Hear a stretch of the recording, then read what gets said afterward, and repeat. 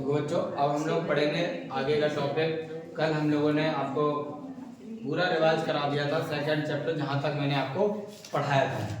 हमने आपको अम्ल पढ़ा दिए थे, अम्लों के सामान्य गुण पढ़ाए थे, अम्लों के रासायनिक गुण पढ़ाए थे, उपयोग पढ़ाए थे, क्षार पढ़ाया था, फिर क्षारक पढ़ाया था, एग्जाम्पल्स भी बताए थे, और यहाँ तक मैंने आपको पूरा पढ़ा दिया और कंप्लीटली शायद आपको याद भी हो गया होगा। मैंने आपको बताया था याद कैसे करना है ना। आपको कह भी रहा था मुझे याद हो गया, तो आपको ऐसे लॉजिक अपनाने चाहिए। ठीक, तो आगे हम आज पढ़ेंगे क्या कि क्षारों के सामान्य गुण। क्या पढ़ेंगे? क्षारों के सामान्य गुण। हम क्या पढ़ने वाले हैं साइंस में? SCIENCE science. क्या पढ़ रहे हैं? केमिस्ट्री।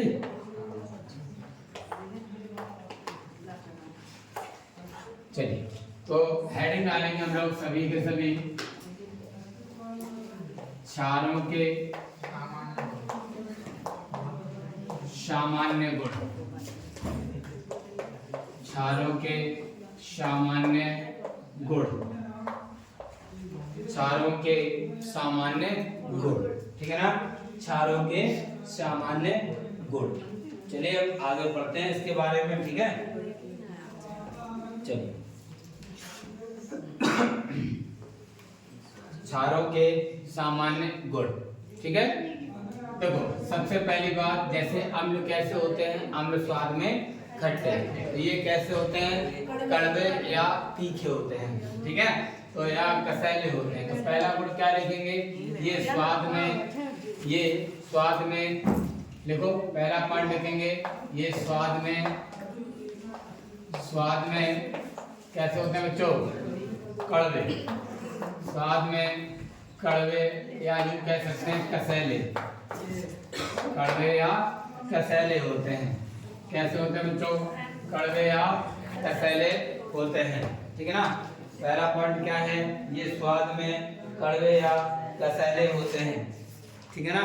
कड़वे या कसैले होते हैं, ठीक है ना। दूसरा पॉइंट, अम्ल जिस तरह से जल में विलय हो जाते हैं, घुल जाते हैं, तो क्षार भी जल में विलय होते हैं, क्योंकि जो विलय हो जाते हैं उन्हीं को क्या कहा जाता है? क्षार। जो विलय नहीं होते हैं वो क्षारक होते हैं, ध्यान रखना है, ठीक है ना। दूसरा क्या है कि जल में कैसे होते हैं? विलय। दूसरा पॉइंट लिखेंगे ये जल में विलय होते हैं, ये जल में विलय होते हैं। दूसरा पॉइंट क्या लिखेंगे? ये जल में विलय होते हैं, ये जल में विलय होते हैं। दूसरा पॉइंट क्या लिखेंगे? ये जल में विलय होते हैं, ये जल में विलय होते हैं। तीसरा पॉइंट लिखेंगे बच्चों। तीसरा पॉइंट क्या है? जैसे अम्ल जो थे, अम्ल नीले लिटमस पेपर को लाल करते हैं और ये लाल लिटमस पेपर को नीला, तो क्या कह सकते हैं? ये लिख सकते हैं आगे अपना पॉइंट, ये लाल लिटमस पेपर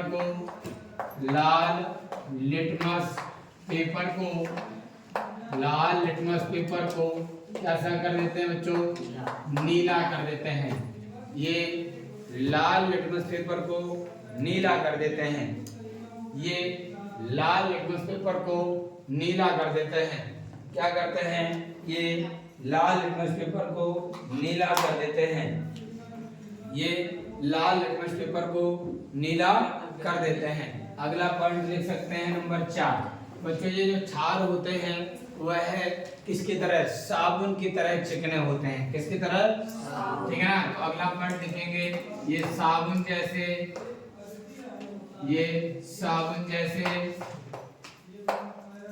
चिकने होते हैं, ये साबुन जैसे चिकने होते हैं। कैसे होते हैं? ये साबुन जैसे चिकने होते हैं, ये साबुन जैसे चिकने होते हैं, ये साबुन जैसे चिकने होते हैं, ठीक है ना। ये साबुन जैसे चिकने होते हैं, ठीक है ना। अगला पॉइंट देख सकते हैं नंबर 5। जैसे अम्लों में संक्षारक प्रवृत्ति होती है। क्या होती है? संक्षारक, मतलब किसी भी पदार्थ के संपर्क में जब आएंगे तो उस पदार्थ को नष्ट कर देते हैं। ठीक उसी प्रकार से क्षार भी किस प्रवृत्ति के होते हैं?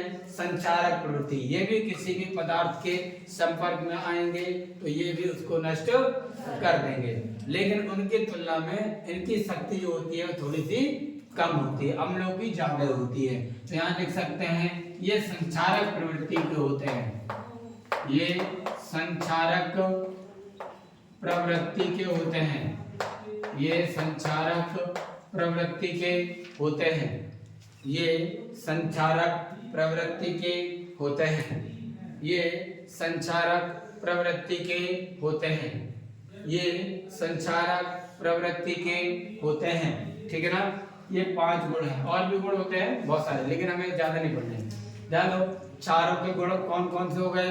मैंने कहा ये स्वाद में कड़वे या कसैले होते हैं। पहला पॉइंट क्या? ये स्वाद में कड़वे या, दूसरा पॉइंट ये जल में, ये जल में, ठीक है ना, विलय का मतलब क्या है? जल में घुल जाते हैं। तीसरा पॉइंट ये वेरी गुड, ये साबुन जैसे, वेरी गुड। पांचवा ये संचारक प्रवृत्ति के, याद हो जाएगा, वेरी गुड। पहला गुण क्या है? ये स्वाद में कड़वे या, दूसरा गुण क्या है? जल में, तीसरा क्या है? लाल साबुन जैसे, संचारक प्रवृत्ति के। कोई तकलीफ है? नो तकलीफ। चलिए अब अगली हेडिंग डालेंगे रासायनिक गुण। हेडिंग डालेंगे चारों के रासायनिक गुण, चारों के रासायनिक, चारों के रासायनिक गुण, केमिकल प्रॉपर्टीज ऑफ एल्कलाई, है ना, चारों के रासायनिक गुण। हेड डालेंगे चारों के रासायनिक गुण, चारों के रासायनिक गुण, चारों के रासायनिक गुण, चारों के रासायनिक गुण, चारों के रासायनिक गुण। ठीक है ना बच्चों, पहला लिखेंगे हम लोग नंबर 1 वसा से अभिक्रिया। ठीक है ना, पहला पॉइंट क्या लिखेंगे? वसा से अभिक्रिया। ठीक है ना, वसा से अभिक्रिया, वसा से अभिक्रिया। ठीक है ना, पहला पॉइंट। पहले हेडिंग क्या पढ़ेंगे? वसा से, वसा से अभिक्रिया। किससे अभिक्रिया बच्चों? वसा से अभिक्रिया। तो बच्चों क्षारों की क्रिया किससे कराएंगे? वसा से। तो ध्यान दीजिएगा, वसा से क्रिया करेगा तो क्या प्राप्त होगा? ध्यान देना है। वसा का फॉर्मूला क्या होता है? CH2 single bond O single bond R। ठीक है ना, ध्यान दीजिएगा। फॉर्मूला पहले मैं रिएक्शन बता देता हूं। ठीक है ना, CH2 single bond O single bond CO single bond R। R का मतलब होता है एल्किल समूह। आगे जब मैं एल्कोहल पढ़ाऊंगा या साबुन पढ़ाऊंगा तो वहां पर इसकी रिएक्शन होगी। ठीक है ना, साबुन पढ़ाऊंगा तो यहाँ पर C17H35 लिखा रहेगा। फिलहाल हमें सामान्य सूत्र लिखना है। ठीक है, क्या है? CH single bond O single bond CO single bond R, single bond CH2 single bond O single bond CO single bond R। तो बच्चों वसा या तेल, क्षार जो होते हैं वसा या तेल, किससे? वसा या तेल के साथ जब क्रिया करते हैं तो क्या बनाते हैं? वसा या तेल से जब क्रिया करेंगे तो ग्लिसरॉल बनाएंगे और क्या बनाएंगे? साबुन का निर्माण करेंगे। किसका निर्माण करेंगे? ग्लिसरॉल का और साबुन का। किसका निर्माण करेंगे? ग्लिसरॉल का और साबुन का निर्माण करेंगे। बच्चों ये क्षार से क्रिया करा देते हैं। किससे क्रिया करा देते हैं? क्षार से क्रिया करा देते हैं। तो क्षार से क्रिया कराने पर बच्चों ये क्या बनाएगा? ये बनाएगा ग्लिसरॉल। क्या बनाएगा? ग्लिसरॉल। और क्या बनाएगा? साबुन। मैंने क्या बताया? ये बनाएगा ग्लिसरॉल और बनाएगा साबुन। क्या क्या बनाएगा? ग्लिसरॉल और साबुन बनाएगा। ठीक है ना, तो चलिएगा हम इस चीज को लिख लेते हैं। ठीक है, चलो देखो पहले रिएक्शन में। हेलो, क्या बोल रहे हैं हम? चले लिखो, हम कुछ भी बोलने लग गए। चलो लिखते हैं, लिखो क्षार, क्षार वसाया, क्षार वसाया तेलों के साथ क्रिया करके, क्षार वसाया तेलों के साथ क्रिया करके, वसाया तेलों के साथ क्रिया करके, क्रिया करके ग्लिसरॉल, कैसे लिखा जाएगा बच्चों, सही लिखना, ग्लिसरॉल, ग्लिसरॉल तथा साबुन बनाते हैं, ग्लिसरॉल तथा साबुन बनाते हैं, ग्लिसरॉल तथा साबुन बनाते हैं, ग्लिसरॉल तथा साबुन बनाते हैं, ग्लिसरॉल तथा साबुन बनाते हैं, क्या बनाते हैं, ग्लिसरॉल तथा साबुन बनाते हैं। ठीक है ना, चलिए ध्यान दीजिएगा, ये रहा वसा या तेल, वसा या इसी को कह सकते हैं तेल। तो बच्चों जब भी कोई क्षार है, ये क्षार का नाम क्या है, सोडियम, सोडियम हाइड्रोक्साइड,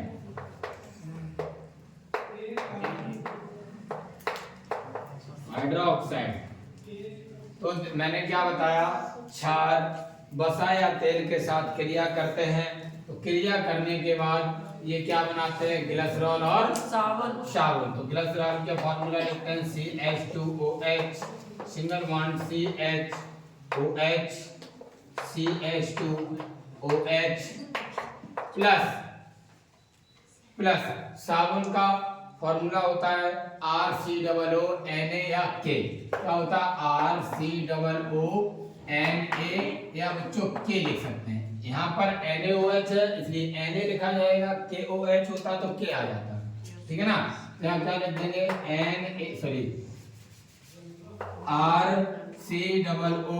RCOONA, ये क्या है, साबुन का फॉर्मूला है, किसका फॉर्मूला है, साबुन का, किसका फॉर्मूला है, साबुन का, ठीक है ना। साबुन की डेफिनेशन भी होती है, आगे टॉपिक में भी होगा। साबुन की डेफिनेशन क्या होती है, उच्च अणुभार वाले मोनोकार्बोक्सिलिक अम्लों के सोडियम या पोटेशियम लवण को साबुन कहते हैं। आगे टॉपिक आएगा तो मैं इसको बताऊंगा कि साबुन क्या है। उच्च अणुभार वाले, यहाँ पर R की जो वैल्यू लिखी जाती है, यहाँ पर C17H35 लिखते हैं साबुन में, कितना लिखते हैं, C17H35। आगे आप बताएंगे तो हम देखते हैं, ठीक है ना। डेफिनेशन क्या होती है, उच्च अणुभार वाले, उच्च अणुभार वाले मोनोकार्बोक्सिलिक अम्लों के सोडियम या पोटेशियम लवण को क्या कहते हैं, साबुन कहते हैं। फिलहाल मैंने कहा क्षार जो होते हैं वह वसा या तेलों के साथ क्रिया करके क्या बनाते हैं, ग्लिसरॉल बनाते हैं, ग्लिसरॉल बनाते हैं, और क्या बनाते हैं बच्चों, साबुन बनाते हैं। आर बच्चों इधर 3 थे तो यहाँ 3 लगा देंगे, बाकी सारी वैल्यू 3 हो गई, यहाँ पर भी 3 लगा देंगे। बैलेंस हो गई रिएक्शन, इसको नोट कर लेंगे। ओके, नोट करिएगा इसको बच्चों, इसको एक बार देख लीजिएगा, वसा या तेल को इसका फॉर्मूला है बच्चों, क्या फॉर्मूला है, CH2 single bond O single bond CO single bond R, ठीक है। इसको 3 बार रिपीट करना है, बीच वाले में H एक कम हो जाता है क्योंकि कार्बन की वैलेंसी 4 होती है, जिसको हम बॉन्ड के द्वारा या हाइड्रोजन के द्वारा प्रदर्शित, तो H और बॉन्ड मिलाकर 4 होने चाहिए, तो 1 2 और 2 4, 1 2 3 और 1, इसलिए एक H कम है, ठीक है।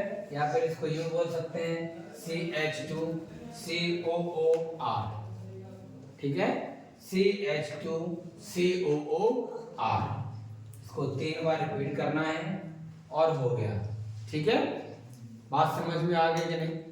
तो ये है वसा और ये रहा आपका क्षार, इन दोनों के साथ जब रिएक्शन होती है तो बच्चों ये साबुन बन जाता है,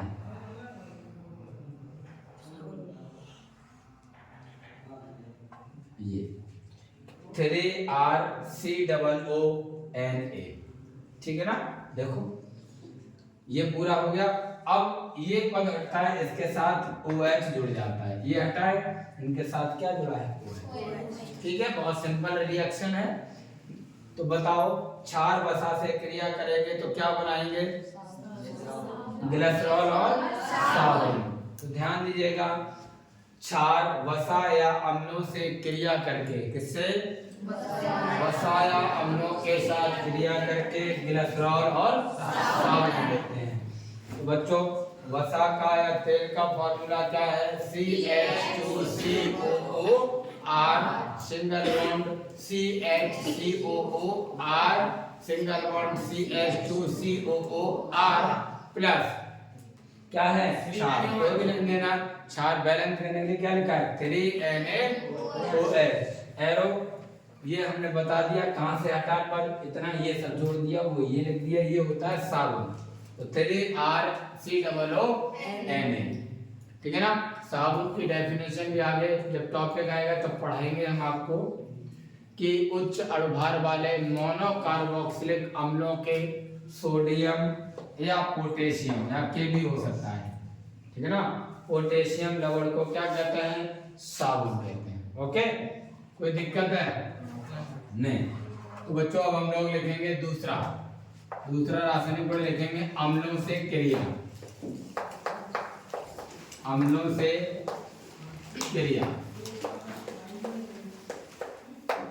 अम्लों से क्रिया, ठीक है, अम्लों से क्रिया। हेडिंग डालेंगे, अम्लों से क्रिया, रिएक्शन विद एसिड या रिएक्शन के साथ अभिक्रिया, सॉरी अम्लों के साथ अभिक्रिया। अब मेरी बात को ध्यान सुनो, ये जो क्षार होते हैं वह अम्लों के साथ जब क्रिया करते हैं तो ये बच्चों क्या बनाते हैं, लवण बनाते हैं और जल बनाते हैं। क्या बनाते हैं, लवण और जल बनाते हैं, ठीक है। क्षार अम्लों से क्रिया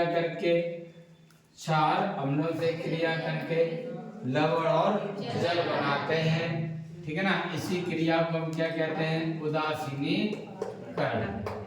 क्या कहेंगे, उदासीनीकरण अभिक्रिया।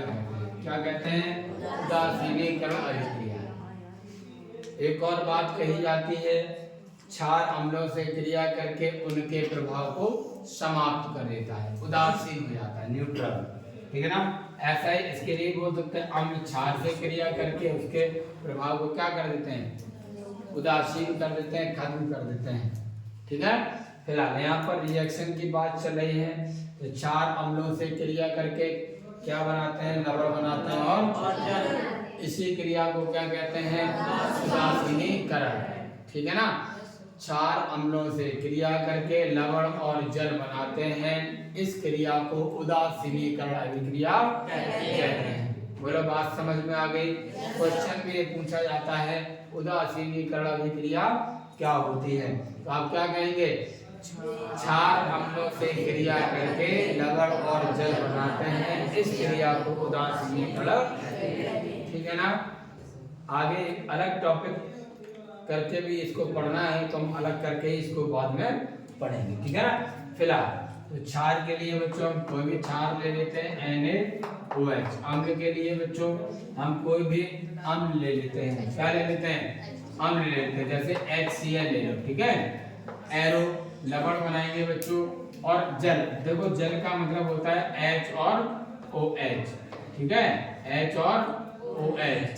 तो ये क्या हो गया, ये तो हो गया जल, H2O, बचा क्या हमारे पास, Na, ठीक है ना, NaCl। बोलो बच्चों, बात समझ में आ गई कि नहीं, सिंपल सी बात है। तो बताओ, क्षार अम्लों से क्रिया करके क्या बनाते हैं, और ये क्रिया क्या कहलाती है, कोई दिक्कत है, तो लिखते हैं, लिखो, हेडिंग डाल दी थी ना आप लोगों ने, चलो लिखते हैं, देखो, क्षार अम्लों से क्रिया करके, क्षार अम्लों से क्रिया करके, क्षार अम्लों से क्रिया करके लिख लिया सही से। 4 अम्लों से क्रिया करके लवण और जल बनाते हैं। लवण और जल बनाते हैं। लवण और जल बनाते हैं। लवण और जल बनाते हैं। इस क्रिया को उदासीनीकरण इस क्रिया को उदासीनीकरण इस क्रिया को उदासीनीकरण इस क्रिया को उदासीनीकरण कहते हैं। उदासीनीकरण कहते हैं। ठीक है ना, उदासीनीकरण कहते हैं। लिख लिया है। अब इसको रिएक्शन को नोट कर लें। रिएक्शन को नोट करें। अगली रिएक्शन लिखेंगे बच्चों किसके साथ? नंबर 3 धातुओं के साथ क्रिया। धातुओं के साथ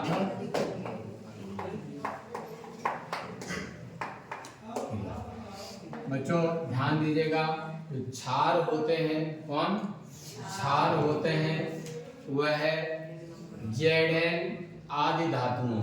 Zn मतलब जिंक धातुओं के साथ क्रिया करके हाइड्रोजन गैस मुक्त करता है और लवण बनाता है। परंतु ये जो अभिक्रिया मैं बोल रहा हूँ वो अभिक्रिया सभी धातुओं के साथ नहीं होती है। नहीं होती है, सभी धातुओं के साथ नहीं होती है। क्षार कोई भी है बच्चों, वह क्षार मैं रिएक्शन ही लिख देता हूँ, ठीक है ना। क्षार जो है जैसे NaOH ले रहा हूँ मैं, तो NaOH Zn के साथ जब क्रिया करेगा बच्चों लवण बनाएगा। क्या बनाएगा? लवण। लवण होता है Na2ZnO, ठीक है ना, ZnO। और इसके साथ मुक्त क्या करेगा? हाइड्रोजन गैस, ठीक है ना, क्या करेगा? Hydrogen gas. तो ध्यान रखना है कि क्षार जो होता है वह जिंक आदि धातुओं के साथ लवण और हाइड्रोजन गैस मुक्त करता है। ये अभिक्रिया सभी धातुओं के साथ नहीं होती है, ठीक है। चलिए लिखते हैं फिर हम। लिखो भाई, सभी लोग लिखें, बोलो लिखिएगा। क्षार कुछ धातुओं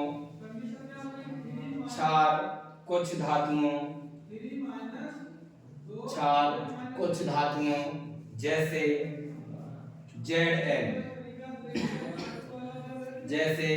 Zn Zn का नाम क्या होता है? जिंक होता है ना। ब्रैकेट में चाहो तो लिखना है जिंक। Zn से क्रिया करके हाइड्रोजन गैस उत्पन्न करते हैं। से क्रिया करके हाइड्रोजन गैस उत्पन्न करते हैं। हाइड्रोजन गैस उत्पन्न करते हैं। हाइड्रोजन गैस उत्पन्न करते हैं। परंतु सभी धातुओं के साथ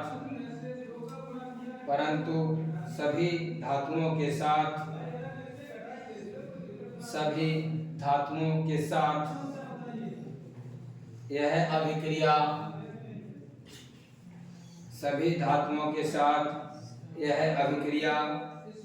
संभव नहीं है।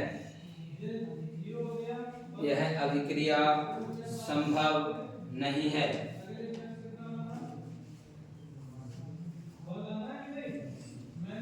यह अभिक्रिया संभव नहीं है, ठीक है ना बच्चों। ये रहा सोडियम हाइड्रोक्साइड। क्या ये? Sodium hydroxide.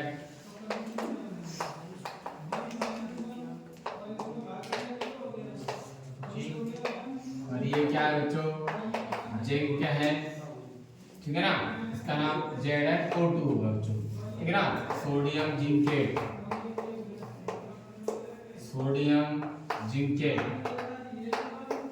ठीक है। ये क्या है? Hydrogen gas, hydrogen gas. ठीक है ना, ठीक है। तो इसको रिएक्शन को नोट कर लेंगे हम लोग, नोट करेंगे।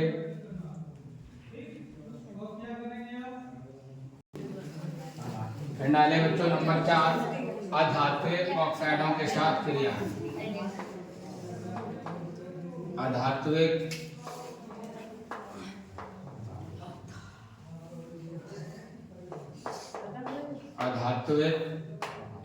ऑक्साइडों के साथ क्रिया,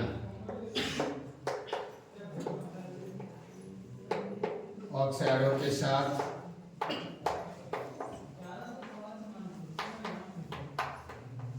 क्रिया।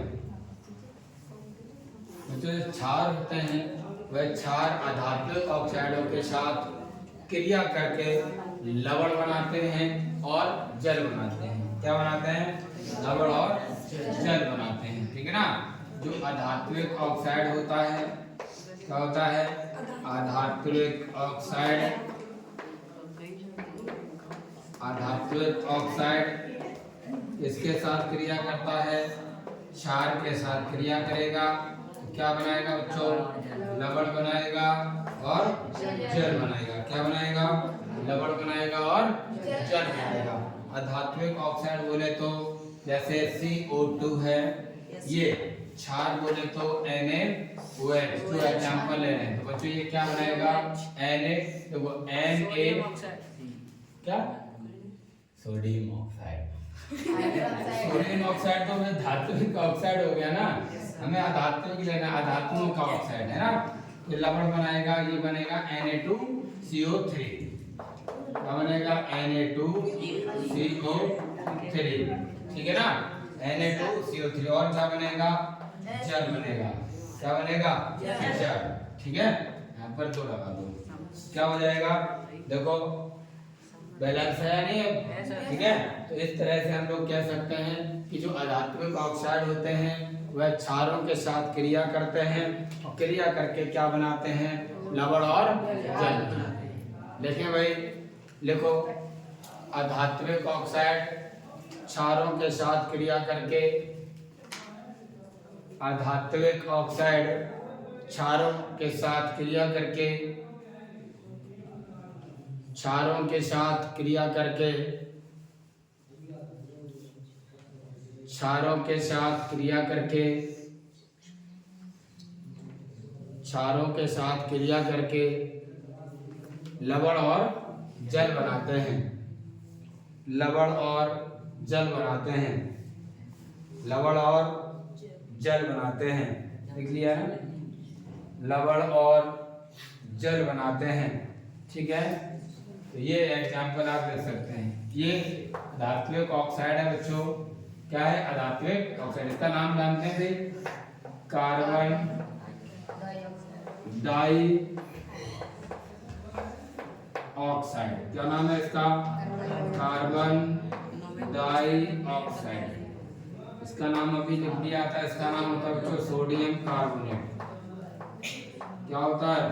Sodium carbonate. क्या होता है? सोडियम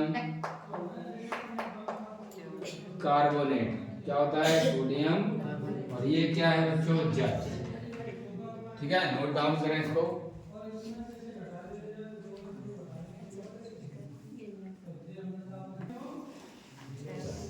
बच्चों ये आपके सामान्य गुण हो गए, ये रासायनिक गुण हो गए।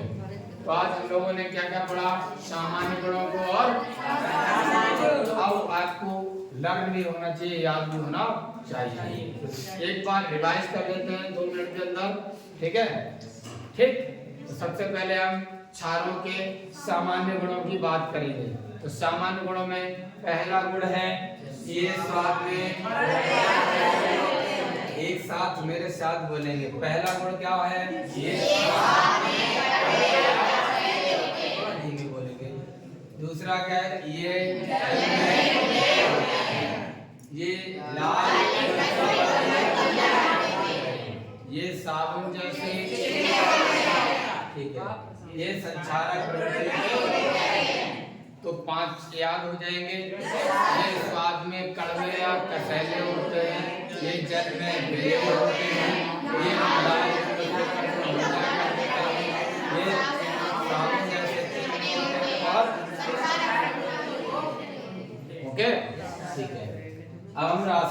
की बात करें तो बताओ पहला गुण था वसा से क्रिया, क्षार वसा से क्रिया करके ग्लिसरॉल और बताओ क्षार जो होते हैं वह वसा या तेलों के साथ क्रिया करके क्या क्या बनाते हैं?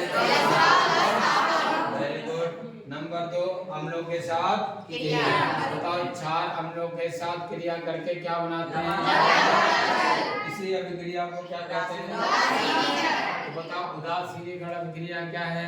क्षार अम्लों के साथ क्रिया करके लवण और जल बनाते हैं, इस क्रिया को क्या कहते हैं? क्या बात है कि नहीं? कोई पूछेगा बताओ उदासीनीकरण अभिक्रिया क्या है तो क्या कहेंगे? क्षार अम्लों से क्रिया करके लवण और जल बनाता है, इसे हम क्या कहते हैं? बच्चों जरूरी नहीं क्षार अम्लों से क्रिया करके, ऐसे बोल सकते हैं अम्ल क्षार से क्रिया करके, ठीक है ना, कोई बात नहीं। अब नंबर 3 धातुओं के साथ क्रिया, ठीक है ना। क्षार कुछ धातुओं, सबकी बात नहीं कर रहा है, कुछ धातुओं जैसे Zn के साथ क्रिया करके क्या बनाता है? लवण बनाता है और हाइड्रोजन गैस मुक्त करता है। चौथा क्या है? अधात्विक ऑक्साइड के साथ क्रिया। किसके साथ क्रिया? भैया अधात्विक ऑक्साइड के साथ जब क्षार क्रिया करेंगे तो क्या बनाएंगे? लवण। जैसे आपका ये रहा, बोलो बच्चों बात समझ में आ गई है ना? तो अब हम लोग इसके बाद पढ़ेंगे उपयोग, जो कि हम लोग कल पढ़ने वाले हैं। बच्चों हमारे इसी चीज को हम कहाँ देख सकते हैं? YouTube चैनल पर, ठीक है ना, मोहित @मोहित केमिस्ट्री, मोहित केमिस्ट्री पर आप देख लेंगे पूरा का पूरा वीडियो, ठीक है ना, पूरा का पूरा वीडियो देख सकते हैं, ठीक है। और अच्छा लगे तो लाइक कमेंट शेयर सब करें, ठीक है। ओके, आज के लिए इतना ही, बाकी लोग कल पढ़ेंगे, ठीक है।